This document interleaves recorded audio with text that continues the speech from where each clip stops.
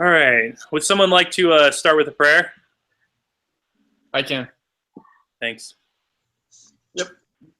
Our Father in heaven, we're grateful for this day, and we're grateful for the opportunities that Thou has given us, and we are thankful for the time that we have to study at BYU Idaho, and we pray that this meeting can be beneficial to us, and we ask for this in the name of Jesus Christ. Amen. Amen. Amen. Thanks. All right. I'm just going to go over the synopsis real quick. Okay, so 7 months after the Columbia accident, the Columbia Accident Investigation Board presented their report on the causes of the accident. The board pinpointed the technical cause of the accident. It also identified organizational issues within NASA dating back decades. The CAIB also reported how manager might have behaved differently during the mission and stressed the organizational shortcoming at NASA that contributed to the catastrophe. Okay. So I guess for the main issue, I mean, that was pretty obvious. At least I felt like it. Did anyone feel like they didn't get what the main issue of the case was? No, it seemed like most of the issues were just communication issues, and that's kind of what it focused on a lot through the mission. Yeah, I thought it was interesting how the one group were like, yeah, we found the debris that fell off, and we need to try and see if we can get other satellite images to make sure there's nothing wrong. And it felt like they were like, oh, okay, yeah, it's fine. Don't worry about it. There's nothing wrong. Mm-hmm. Yeah, something on the case, I guess, was kind of that I found most like annoying was when that lady was at Rena or something like that. She wanted to do the astronauts to do a walkout on the spaceship to do like a physical inspection, but like nothing happened about it. Like either it didn't get like up to the astronauts to do it. She just like didn't hear what happened to her suggestion. And I would have figured that would be cheaper than having to like get satellite images and request all that. Like the easiest way would just be for the astronauts once they're in space before re-entry, I'm like, hey, check the status of your spaceship. Yeah. But they just like went silent, like nothing happened with that, which seemed like an easy fix. Like maybe they just didn't want to scare the astronauts. Like, hey, maybe your shuttle's broken, and maybe they're doing that for the astronauts' like mental stability or something. I don't know. But that just seemed like a simple solution to find out what was wrong with it. Yeah. Thomas, we just started like a few minutes ago, so we're just still talking about the main issue of the case.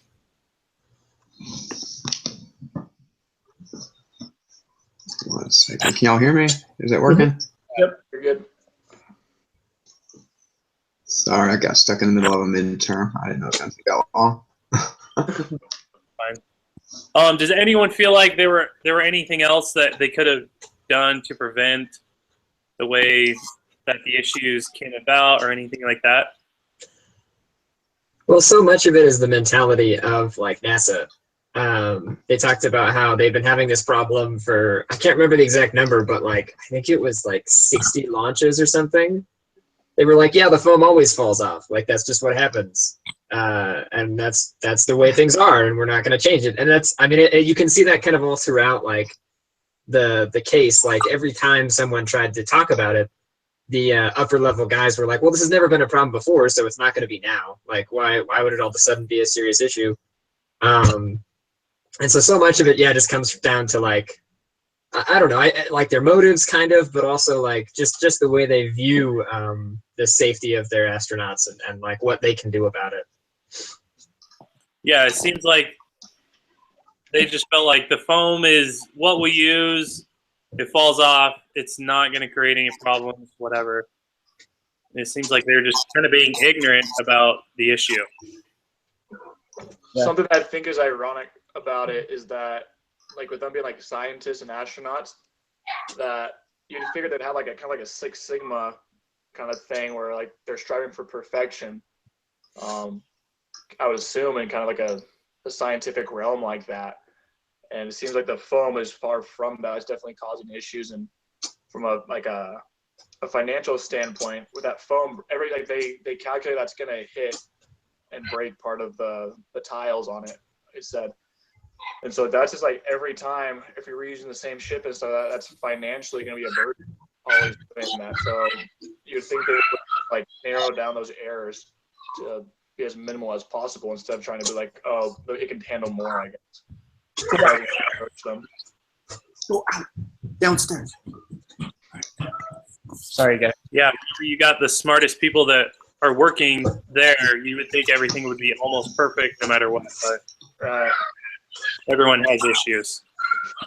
I put on here too that one of the problems was that it seemed like they didn't really care to be super responsible. For example, sorry, let me just look at this real quick. Like they declared that the strikes from the strikes to the tiles and the problems with the foam were like an accepted risk. And kind of just to reinforce what has been said already was like, these are people's lives that they're dealing with. And I mean, they're sending people into space. And then there was an engineer who didn't know exactly how, I can't really remember it, but he didn't know exactly how something functioned. And he had access to talking to an expert at Boeing who was more familiar with it, but he didn't. And I just put that, like, he should have been required, or there should have been some system in place to make sure that he was doing his job and that everything was being checked together, but then also that there's not acceptable risk. Like what Emerson was saying, that it's science. Like they should be able to figure this stuff out, and before they send somebody. Yeah. And I mean, you can see like all the movies that have been made are just, I don't know, just all the history with NASA. There's a lot of, I mean, granted they're going into unknown territory and they don't know what they're doing. You know, they didn't know that it was going to blow up, but you think that they were going to learn a little bit quicker than they did. I felt like. Yeah. All right. What was this? Okay, so for the recovery window in this case, which was basically the time between whenever there was the foam strike after the launch and then the day that Columbia exploded, that was, do we feel like there was anything that could have prevented that other than how, I think it was it you, Emerson, that talked about how they could have went outside the spaceship before they came back to Earth to check that? Yeah, I think that would have been just like I don't know, that seemed like a logical way to go about it. But then the lady that suggested that, like she suggested it once, then like heard nothing about it, and it just like went dead. So I don't remember if it was just that she told her superior about it, and then they didn't do anything. But I would think if like someone's lives are at stake, you'd kind of like fight more for it. Like hey, let's just do this. Like she seemed very unsettled. The lady that suggested that throughout the whole time.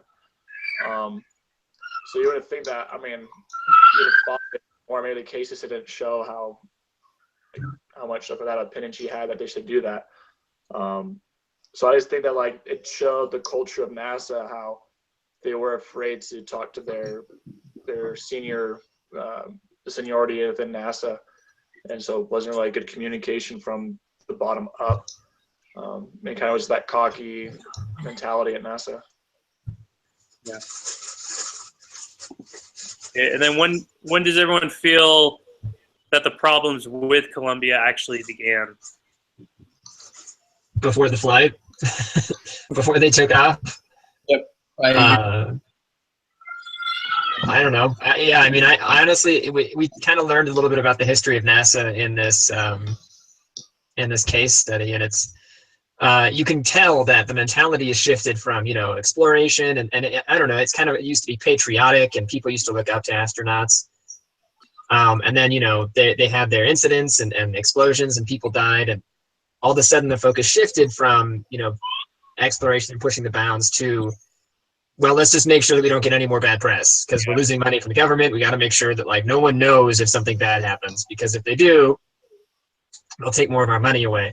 And so when the focus is on that, then like I remembered someone, I can't remember who it was, but every time it got brought up, like, oh, well, the tiles could have been damaged to this extent, he would say, well, if they are damaged that much, then there's nothing we can do anyway. So what's the point of even knowing that? Like that won't help us.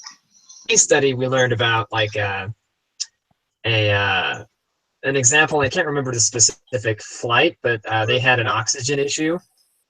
And that the flight coordinator had like 6 different teams working on like creative solutions, and they found like weird, wacky answers to the problems they had.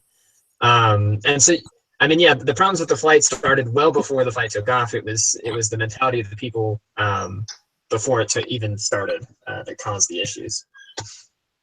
Yeah. I remember it talking about with the O-ring issue, how they kind of played it like Russian roulette. I mean, it didn't mess up last time, so it should be okay. Yeah. Yeah, they weren't 100% sure on a lot of things, and I think that was a big mistake as well. They should have went back, say, hang on, let's make sure this is going to work this time as well.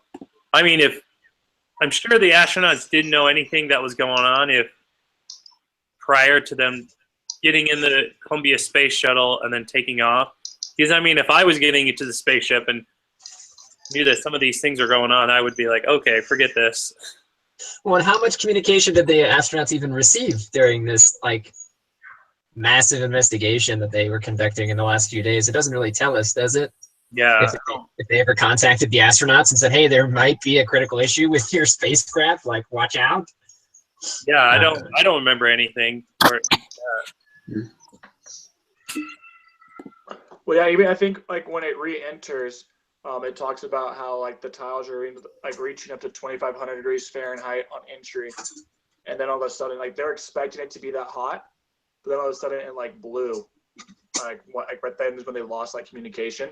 I think it just kind of shows like even though they thought like they may have been like receiving like accurate data, like from the spaceship, they probably weren't, because I'm sure like the foam like broke some of the like instruments to get the data from the spaceship. So they may have thought they were getting accurate data on stuff, and they were kind of seemed like there's kind of like jerry rigging the situation almost to a degree, just like trying to like round up whatever kind of information from whatever satellite or whatever way they could, just to somewhat piece it together. But like they didn't really have accurate information for something of that scale. It was pretty risky. I mean, those flights are $7 million each flight. It said. I'm not sure how much that spaceship itself actually cost. Probably like billions. So like something that expensive, you want to be pretty sure on it. I mean, it's a big investment, plus the people that you lost on it, and then the press. And like they were definitely like pressed for time because they were really worried about their turnaround, and they had like their investors and the government they're trying to please. But the overall, I think them just doing it right the first time would have been a better, like financially, for them to have done it right the first time and invested and getting it done right instead of just trying to cover it up every time. Yeah. Okay. And why do we feel that the debris strikes became an acceptable risk? Because nothing bad ever happened. And I don't know if is there a way to avoid that? I don't know if they could find out a way to avoid that. And so they just kind of figured that that was just the way that it was going into space. There's going to be debris. Yeah. And, I'm actually. but I mean, granted, they didn't have the proper technology to combat it. You know, I mean, they didn't have. I don't feel like they made things strong enough or durable enough, or they didn't take the proper precautions to make sure that the flight wasn't damaged by it. They just kind of said, well, this is kind of what we do, and we've never had problems in the past, so hopefully nothing happened in the future, which was wrong. Yeah. I'm actually using this analogy in my lesson this week for church.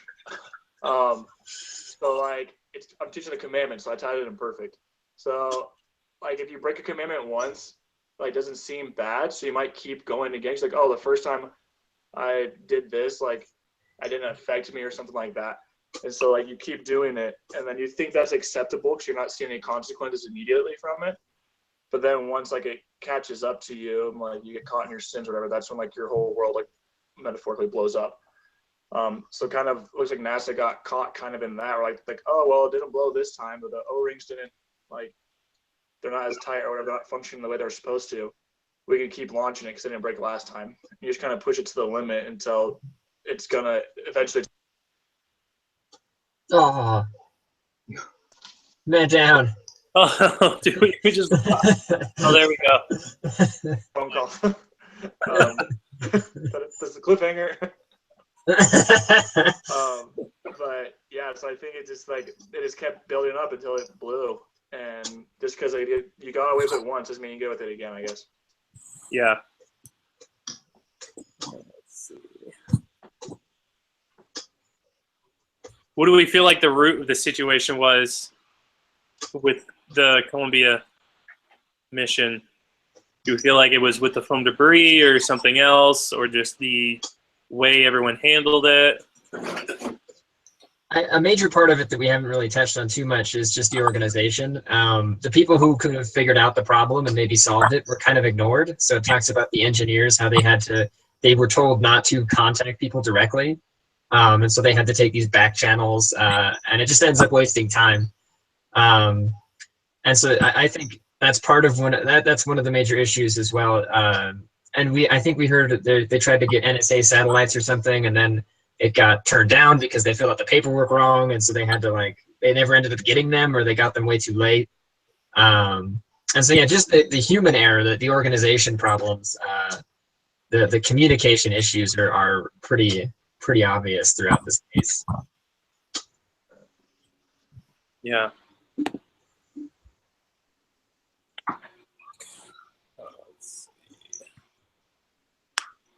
Do we feel like NASA had any strengths with this mission? I mean, obviously, we've been talking about a lot of their weaknesses and stuff with their communication and everything else. But do we feel like they had any strengths? They went to space, not everyone can do that. They built a spaceship and they got 2 people into space. It's impressive. I don't know. I mean, obviously, in this case, it was a failure. People died, so I don't know. It's really easy to focus on the good that they did. Yeah. But I'm sure that there was something, but I don't know that the case really focused on it a whole lot. Yeah. I mean, I'm sure that there were people behind the scenes that were, I don't know if you guys did, but I went on YouTube and kind of watched some videos of this. And it seemed to me like how they handled it when they found out that things had happened, when they had lost communication, it seemed to me like they had it under control. And what did they have control of? People were dead. But it seemed to me like they were the place was very organized once they lost communication with it. And within 2 minutes, they had search and rescue looking for them. I think that was kind of a strength that they had, was their crisis mode. But yeah, looking good for the cameras. Talks about the guy who comes out in the press conference and says, I can't remember. He calls them names though. He calls them foamologists or something. These conspiracy theorists who think it was the foam that did it. They're very good at cleaning up their mess. That's true. It's true. Shifting the blame for sure. Right there. Okay, and do we feel like there's a specific person that's accountable? Do you feel like there's anyone that's specifically accountable, Thomas? The foamologist. It was the foamologist. I guess those who saw that there might be an issue and didn't address it. Well, I guess they did address it at some point, but it didn't get about it. So I guess that a lot of the responsibility would be on them. I think the manager McCormack, he fixed it, but he was given from the engineers, I believe, he was given he was told that there was a problem, and to not do it, and he went against what they said, and then he said that he didn't unintentionally tell people to do that, and so he changed his positions a few days later, which I don't know if there was an error made within that window of a couple of days that he made the mistake, but I'm trying to think. I can't remember exactly what it was that he was told that there was an issue with, but he went against it. So Yeah, this case is kind of hard to pin it on one person because we don't really get a lot of names. Yeah. We just get their position. I found it very hard to keep track of who was who throughout this case study because it kept involving different people. But Yeah, mostly just NASA. yeah, And an easier way to do it. Okay, that's pretty much it. So just to kind of recap real quick, the main issue that we felt was that it was with the foam debris, and then whenever they did, the group that realized that there was a foam debris strike on the shuttle, then it was all the people that they were trying to get in touch with that just did not help them as well. So the foam debris, and then mostly just the ignorance of NASA, and then trying to shift the blame right there at the very end with the guy coming out at the press conference and saying it was the foamologist, and everything else. So that's it. Anyone have anything else they want to add or anything? it's a depressing case study. I like the hiring people one more. Yeah. Yeah, very true. I like this one. I like this one more because I knew that it was a true story, and I like true stories a lot better. But You're like my dad then. anyway, I'm really getting sick of 20-page Yeah, way case study. super long. It just kept going. I always open up that stupid PDF, and I'm like, please only be like 8 pages. And then it says one like 25. I'm like, oh my gosh. Silly. I get excited when I see all that extra data at the bottom. It's just The exhibits. Yeah, you something I pray can that just there's kind of reference. yeah. There's Not something I have to- 25 exhibits at the bottom, hopefully, so it's not very much reading. Yeah. Okay, I think we're all set. I just copy and paste this link into the discussion board for my part, right? Correct. Sweet. Okay. All right. Thanks for coming So to the. Tyler's not going to be here. Thomas, you want to lead next week then? Since you're the last one That'll who work. was in? Awesome. Sounds good. Sounds good. Thanks, guys. All right. Next week. Yo. See ya.